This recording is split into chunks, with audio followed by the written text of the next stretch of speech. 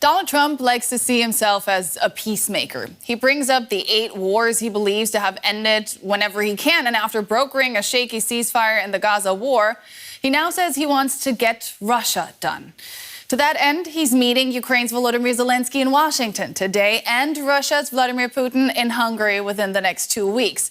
But the war he promised to end on day 1 of his second presidency has proven to be a tough nut to crack. Mostly because the man who started it doesn't want it to end. Could that now change? I'm Nicole Fröhlich in Berlin, and this is The Day.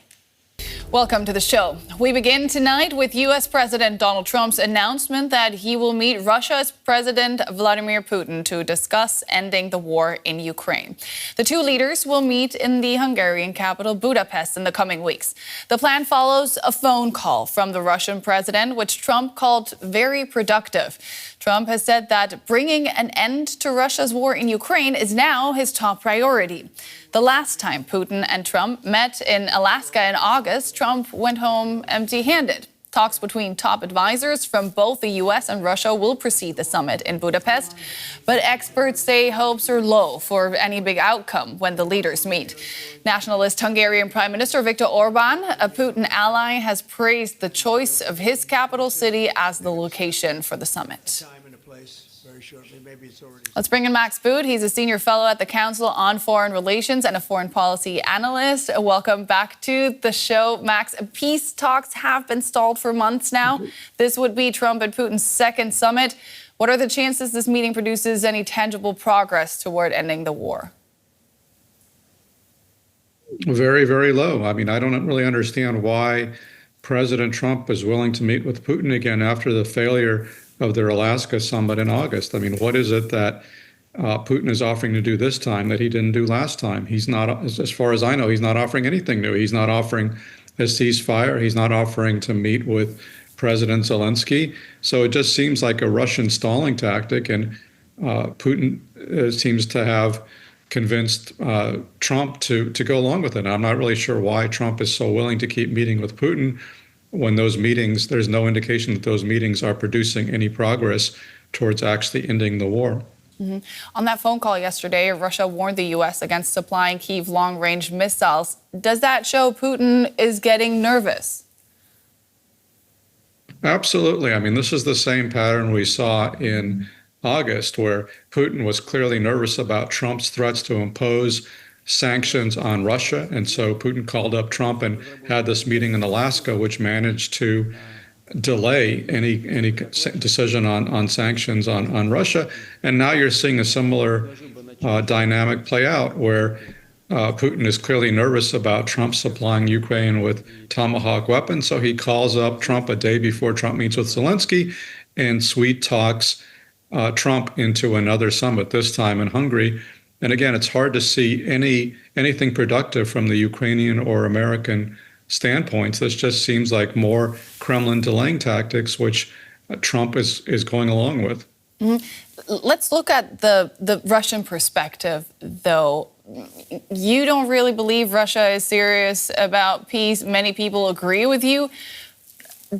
Beside the stalling, beside gaining time here, what does the Kremlin hope to gain by doing this, by saying yes to another summit with an unclear outcome? I think Putin is trying to prevent Trump from doing anything to help Ukraine. In August, he wanted to prevent the U.S. imposition of sanctions on Russia, which so far we haven't imposed any new sanctions on Russia. Now, Putin wants to prevent Trump from sending Tomahawks to Ukraine, and the odds are that will probably be successful as well. I think in Putin's mind, he basically wants to prevent the United States from doing too much to help Ukraine. And in the meantime, Putin is continuing his offensive against Ukraine on the ground. And, I think he's got exaggerated expectations for what the Russian armed forces can achieve on the ground because they're basically stalemated. But Putin still seems to think that Russia is winning the war and they can stage a big breakthrough. And so he's basically buying time to continue his assault on Ukraine. Let's look at the Ukrainian perspective now. It had been looking like, out of frustration, Trump had slowly been turning away from Putin. Is this meeting now then bad news for Volodymyr Zelenskyy?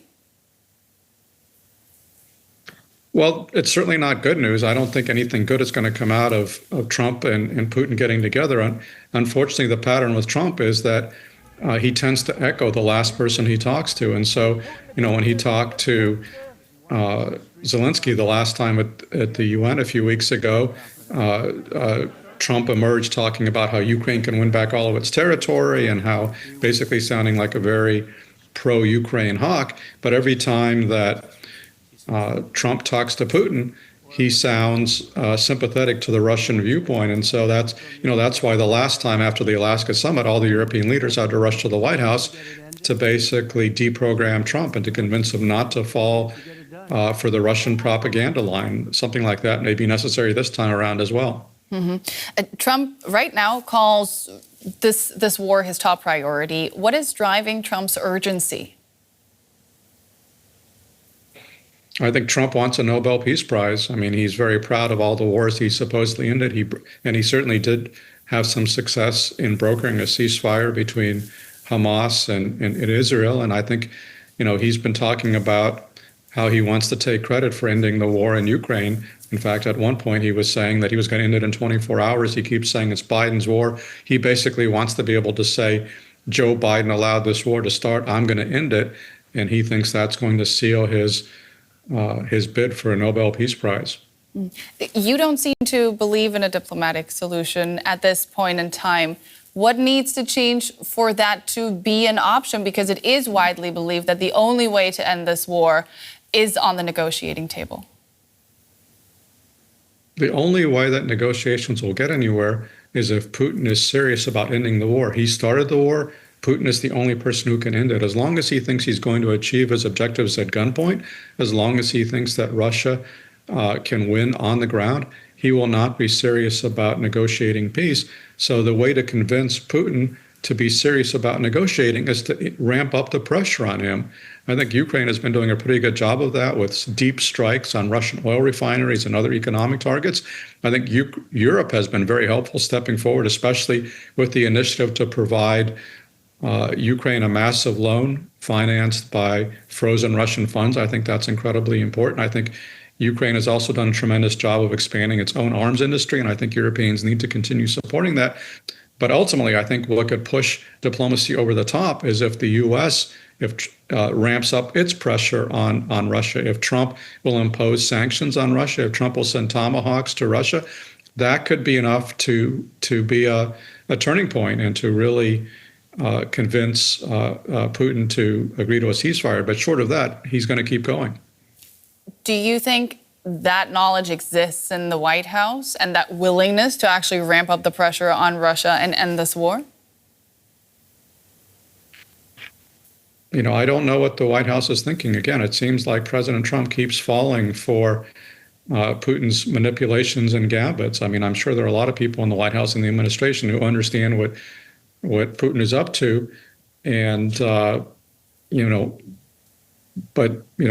Trump seems to think that he's somehow going to convince Putin to make peace. In fact, he just said at the White House that Putin wants to make peace, and I see no evidence of that, but Trump continues to believe it. So it doesn't matter what other people in the administration think. Trump's voice is the only one that counts. That was Max Boot, Senior Fellow at the Council on Foreign Relations. Thanks so much for your time, Max.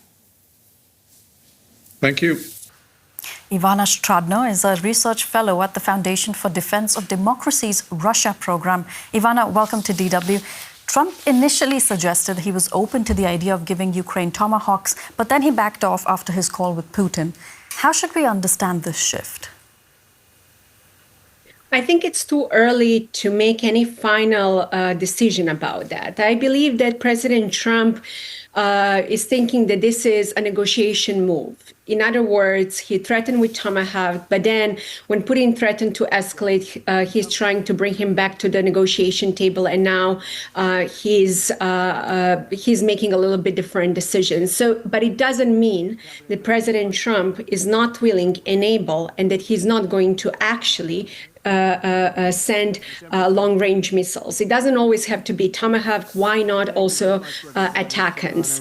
I believe this is just like a negotiation move. The problem is that negotiation move is not going to alter Putin's behavior, and it's not going to alter Putin's final goal, which is to subjugate Ukraine. And his threats related to escalation if we deliver Tomahawks are just pure bluff. Well, the US has only a handful of land-based Tomahawk launchers. Does this debate have more symbolic significance than real military utility for Ukraine? I think it's very important to understand that sending Ukraine long-range missiles, it's extremely important. Not only because Ukraine might actually use things such as ATACMS to strike inside Russia, but rather to put Putin on the defensive and to raise stakes in negotiations. So that's precisely why it's extremely important, even if we put aside the question of Tomahawks, that we should actually also talk about delivering ATACMS. That's extremely important for negotiation because Putin will only stop if we stop him, and if he's going to only stop if we raise the stakes of this negotiation. Let's go to Putin. Now, he has agreed to a summit in Budapest. What does the Kremlin aim to achieve through this meeting, and why is Hungary such an important choice of venue? So to begin with, there are a couple of things. Let's not forget about 1994 Budapest Memorandum, where the US, Russia, and UK committed to respect independence and sovereignty of the country. But it's not only that. It's also that Orban has positioned himself as a neutral, so-called neutral leader, which is absolutely not true because his actually policies are very much aligned with Russia's policies.